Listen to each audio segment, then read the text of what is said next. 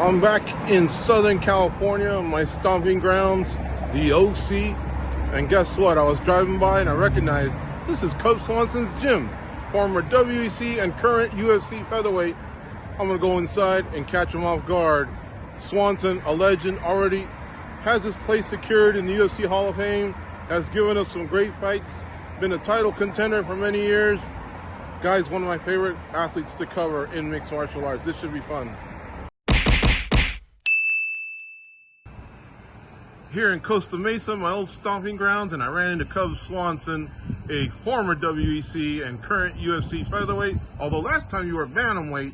What's the deal, Cub? When's your next fight, and what weight class will we be seeing you in?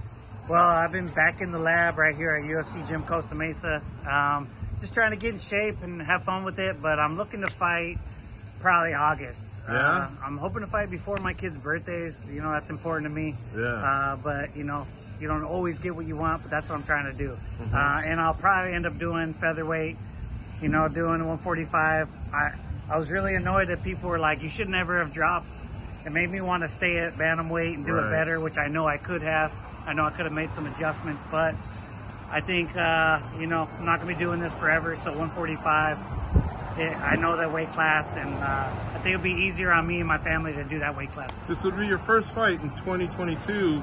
Is there a reason? Did you have to shore up some injuries, or do you just like to fight maybe once a year now as you've gotten a little older? Well, this is 2023, and yes, this will be my first fight this year.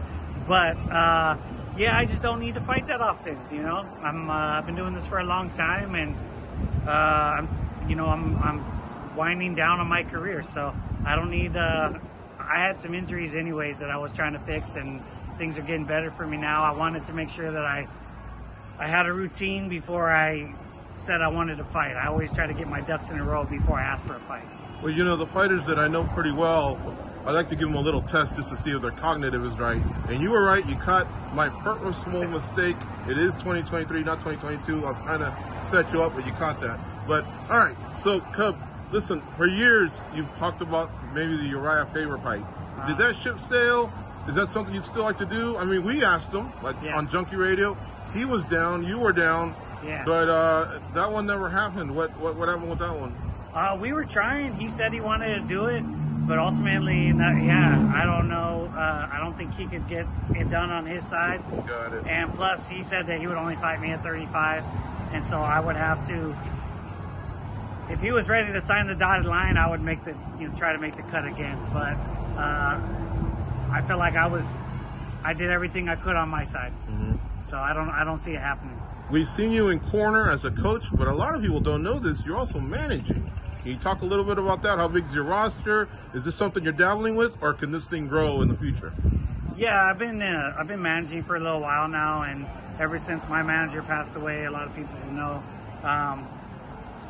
You know, there was a lot of people just trying to basically call my fighters and trying to steal them away. Like, I felt it very disrespectful, and it just reminded me that no one was going to care for him like I would care for him. So I decided to, you know, take the guys that my manager had and take them under my wing. They were already under my wing with training wise, but I would be able to, you know, manage them and negotiate for them and do all those things. So I know that I care for them more than anybody else. So I wanted to step up and do that and, you know, carry on Kami's legacy. So me and his cousin Monty, we share duties. He helps me out, and we've been doing a good job. We're trying to keep a small roster, and it's called Bloodline.